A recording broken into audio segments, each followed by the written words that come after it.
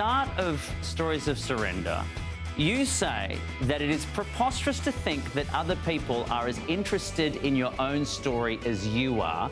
This started as a memoir, it became a stage play that is now a goddamn film. How preposterous is it feeling now? I'm playing an aging rock star on a massive ego trip.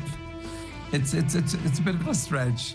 This feels to me like it is the most perfect space for you, even more than being the lead singer of U2. How do you feel about it? In one sense, Edge, Adam and Larry wrote this story, if you think about it, because they're the reason people are interested in it.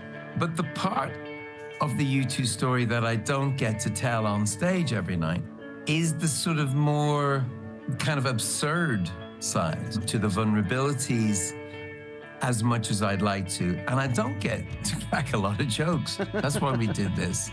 And I wanted it to be as silly as it was serious. Sometimes the name you're given at birth just isn't your real name, is it? David Evans was always the Edge, always the Edge.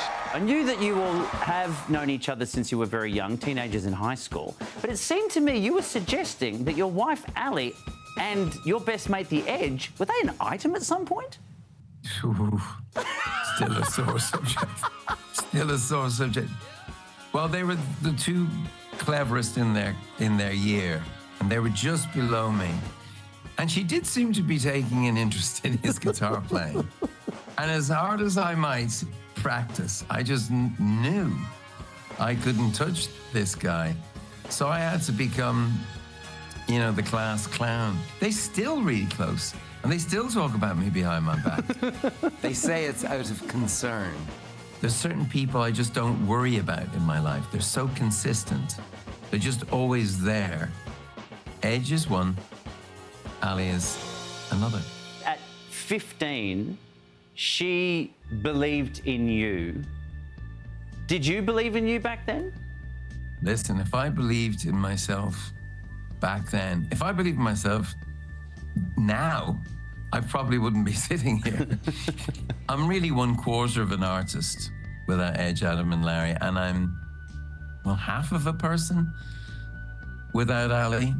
And that turns out to be the greatest strength. My father was a tenor, a really, really good one. Because you do portray your father in the film, which is an incredible performance to watch. Of course, your daughter Eve, who many people would know her incredible work on Bad Sisters. Did she watch and did she give you notes? She didn't give me notes on the play or on this movie, but she did give me notes on coming to Cannes, to the film festival. And she said, "Dad, you've got to bring it." Yeah. I'm like, what do you bring it? You know, you've got to be your best self. He's working with Steven Spielberg at the moment. Can you believe it? Very impressive. And it's like Steven this, Steven that. He has now become the kind of, the ideal male in our home. The other great thing about this film is when people watch it on Apple TV, they can watch it with the Vision Pro, and this is a fully immersive experience watching you do this. How does it feel for you to be that close to yourself? Are you going, should have plucked my nose hairs or whatever? Of course, a man is as well tended to as yourself would notice the nose hairs. Thank you. Rove, that's okay. But I will say, as I indeed walked around myself, man, you definitely need to take better care of yourself. You're looking a bit haggard. Edge says I look at my body as an inconvenience. But I was mesmerized by being in this other world and the sound of the songs.